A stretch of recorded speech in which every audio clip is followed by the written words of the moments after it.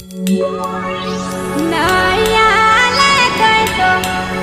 नहीं आले मोके राजी ओह राजी बोलाए के